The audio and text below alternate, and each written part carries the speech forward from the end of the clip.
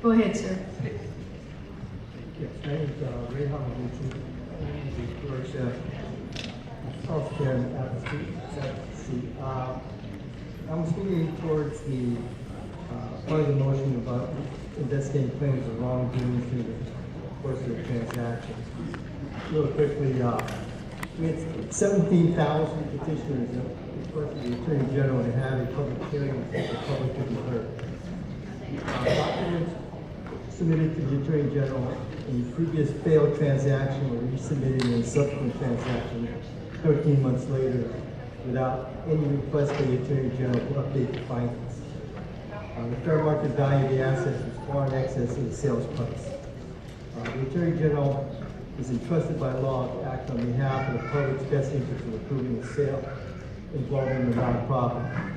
Failing to meet the responsibilities as the public protector has a far-reaching effect not only on the Japanese American community, but also any community that relies upon nonprofits. What did we find? We found that the Keiro used with the help of the Attorney General, a waiver process to bypass the normal full investigation that's required on any sale to nonprofit. In that waiver procedure, if the Attorney General feels that any decisional item requires a further investigation, is supposed to deny the waiver. And in this case, they approved it. We question that approval. Briefly, one of the critical documents in the evaluation process was the appraisal, which was done in October of 2013. The waiver request was submitted to the Attorney General around May of 2015.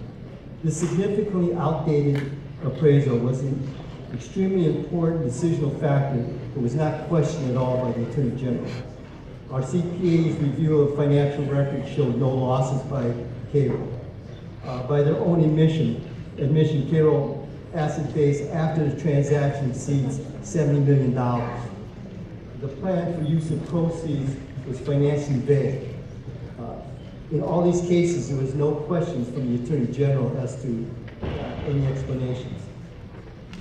A part of the Keiro portfolio is a 4.5-acre R4 zone land in Boyle Heights overlooking the downtown area. It is valued under $9 million in appraisal. It could easily get closer to $25 million, it's located in one of the fastest growing gentrification areas in Los Angeles. Pacifica, as mentioned by Sean, core business is real estate investments and development.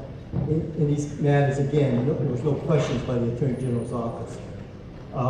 In a face-to-face meeting with the higher management staff of the Attorney General's office on November 24, 2015, the above issues were brought forth and we requested answers. The AG promised us answers, but to date, we have gotten no answers. When asked about a public hearing, the Attorney General supervisor claimed that there was very little interest shown by the community when in fact the AG in charge of the waiver by his own admission had stated in an email that he was receiving scores of input from residents and their families. Sir, thank you very much for your testimony. Your time's expired. That's fine. Thank you. Thank you very much. Next speaker, please.